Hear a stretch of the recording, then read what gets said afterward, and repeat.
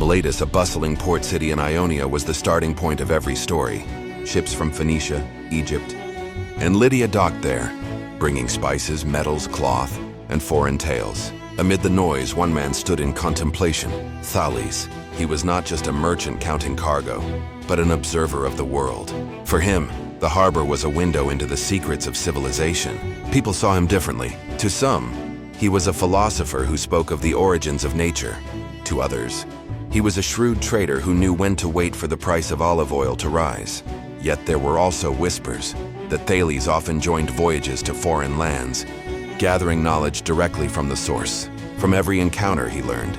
From Phoenician merchants, he grasped the art of reading the stars. From Egypt, he heard tales of pyramids and the method of measuring shadows. From Lydia, he sensed the aroma of politics, how knowledge could become a weapon to approach kings. Thales was not just part of the market. He was a thread connecting trade, philosophy, and exploration. And it was here his mystery was born. Who was he really? A philosopher delving into nature? A merchant who knew when to buy and when to sell? Or a sea explorer who could never stop challenging boundaries? The answer is not simple. But one thing is certain. At every harbor, Thales left behind a trace of mystery that made him more than just the first wise man of Greece. The marketplace of Miletus was more than a place of trade. It was where Thales sharpened his eyes and ears. People thought he was only busy weighing olive oil, but in truth he was weighing information.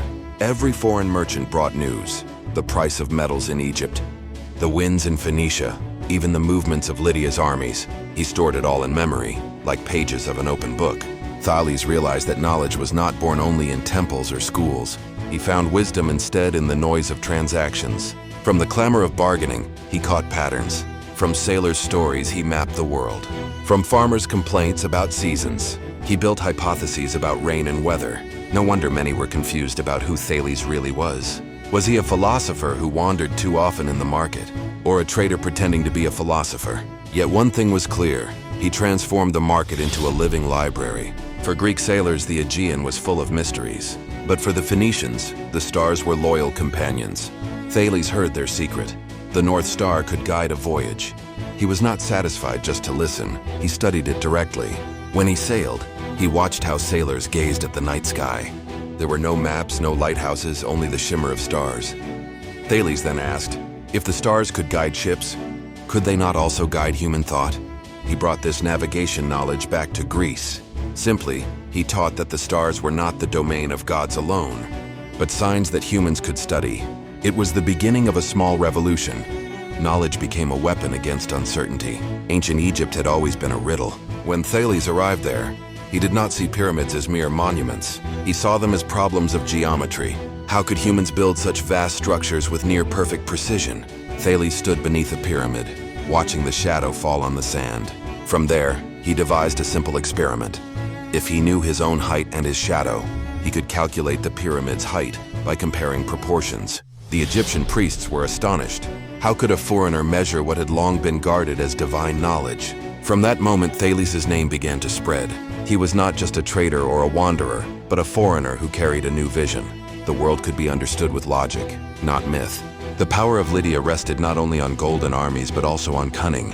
One day, Thales was summoned to the palace. King Croesus wanted to know more about the stars, about the seasons, about predictions that could decide war and harvest. Thales knew this was no ordinary conversation. Behind the simple questions lay political needs. The king wanted science turned into a weapon of power. Here, Thales revealed another side of himself. He spoke carefully, choosing words, giving answers that blended logic and diplomacy. Was he a philosopher, a merchant, or a secret political advisor? The mystery deepened. But one thing was clear. Ancient kings began to see that Thales's words could be as powerful as a sword. Daytime darkness was always seen as divine wrath. But Thales said otherwise. It was simply a matter of celestial calculation. When he predicted an eclipse, many laughed. But when the sky truly darkened in the middle of battle between Lydia and Media, the world was stunned. For the soldiers, it was a sign from heaven. For the kings, it was proof of the power of knowledge. Thales was no longer just a philosopher or trader. He was seen as one with access to the secrets of the cosmos, yet he never claimed to be a prophet. He always said plainly, this was the result of observation and calculation. That eclipse became undeniable proof. With knowledge, humans could challenge the fear of gods. There is another tale, that Thales once rented every olive press during winter, when others thought him mad. But when the harvest overflowed, he leased them at high prices. People were shocked. The dreamy philosopher could be the shrewdest merchant of all. Yet Thales only smiled. He said he merely wanted to prove that philosophers too could become wealthy, if they wished. Here the mystery deepened. Was he truly a merchant at heart, or did he only want to show that knowledge could master the marketplace? Many historians believe Thales did not stay only in Greece. He journeyed by sea, charting currents, perhaps even reaching lands far beyond what Greeks knew. Imagine a philosopher daring to board fragile ships, braving storms in pursuit of knowledge. At every port, he did not just trade goods, he traded ideas. That is what set him apart. Thales' footprints on the seas add another layer to his figure. He was not merely a philosopher debating in the square, but an explorer who treated the ocean as an open book. Thales always walked a fine line. The temple saw him as dangerous because he explained the heavens without gods. The palace saw him as valuable because his knowledge could become a political weapon. And he always moved between them, sometimes entering temples for dialogue, sometimes summoned to courts for counsel. He seemed to live in two worlds, the spiritual world of the people and the logical world of rulers. That was his great mystery. Was he a neutral scientist, or a clever player who knew how to stand in the crossfire of power and faith? When Thales' name is remembered as the first philosopher, many forget his enigmatic side. Was he really a brilliant merchant, a pure philosopher, or a sea explorer? Or did he play all roles at once? History gives no definite answer. What remains are fragments. He measured pyramids, he predicted eclipses.